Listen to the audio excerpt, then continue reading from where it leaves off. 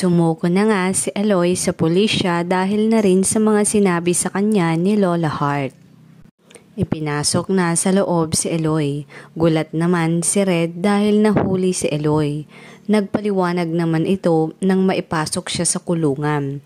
Sinabi nitong kinausap siya ni Lola Hart sa pinagtataguan nitong lumang bahay. Nalaman daw ni Lola Hart mula kina Tox at Ice kung saan ito nagtatago. At nalaman rin nitong si Red ay kumanta na kaya't di na siya nag-atubiling isuko ang sarili. Sinabihan naman siya ni Red na dapat ay di na nito ginawa iyon dahil kayang-kaya naman niya itong lusutan. Ngayon ay mas mabigat na ang kaso sa kanila dahil sumuko na si Eloy. Pinasigurado naman ni Eloy kay Red na may mayroon itong bala nang gawin ito. Alam niya ang mangyayari kaya't may inihanda itong gugulat kina Miss Tara. Dahil mula daw umpisa ay plinano na nito kung ano ang dapat gawin. Kinaumagahan gaya ng pinangako ni Captain Rosales kay Aling Margie ay pinuntahan nila si Ali sa mansyon ni Mr. Agkawili. Kinumusta ang anak. Bigla namang may tumawag kay Captain Rosales. Ibinalita dito na sumuko na si Eloy. Kinomfort naman ni Aling Margie si Ali at sinabing okay lang daw kung nagugustuhan na nito si Eloy at okay rin lang kung siya'y masasak. Hindi naman na mailihim pa ang iyak ni Ali. Nang nasa loob naman ng kulungan si Eloy ay pinatawag ito sa interrogation room upang kausapin daw nito ang isang kaibigan.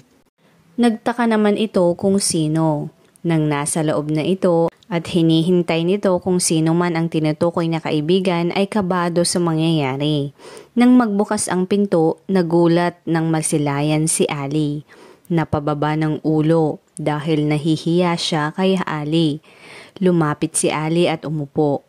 Humingi naman ng sorry si Eloy sa kanya. Sinabi nitong hindi matutumbasan ng sorry ang nasirang pagtitiwala ni Ali sa kanya. Mataas naman ang boses ni Ali habang naiiyak na sinasabi na makukulong ito. Hindi naman na napigilan ni Ali ang umiyak.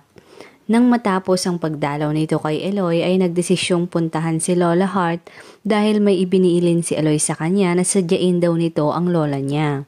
Nang makarating ito ay nakita siya ni Ice at Tox. Galit na sinalubong siya ni Tox at isinigaw na kasalanan ni Ali ang lahat dahil sa pagdidiin nitong si Eloy ang mastermind ng nakawan sa hotel. Pinigilan naman ni Lola Hart si Tox at sinabing hindi kasalanan ni Ali iyon kundi desisyon iyon ni Eloy. Pirmi na noon ang iyak ni Ali. Samantala, tuwang-tuwa naman sina Miss Jill, Attorney Evangelista at Miss Helena dahil sa mga pangyayaring nagaganap dahil umaayon daw sa kanila ang sitwasyon. Nang bumalik si Ali sa mansyon mula sa Purok 11 ay napansin ni Lolo Sir na stress si Ali. Di naman na napigilan ni Ali ang sarili at umiiyak na sinabing siya ay stress. Tinanong nito kung bakit. Sumagot naman siya na parang siya daw ang may kasalanan kung bakit nakulong si Eloy. Pinasigurado naman ni Lolo Sir sa kanya na wag na itong alalahanin si Eloy dahil inayos na daw niya ito.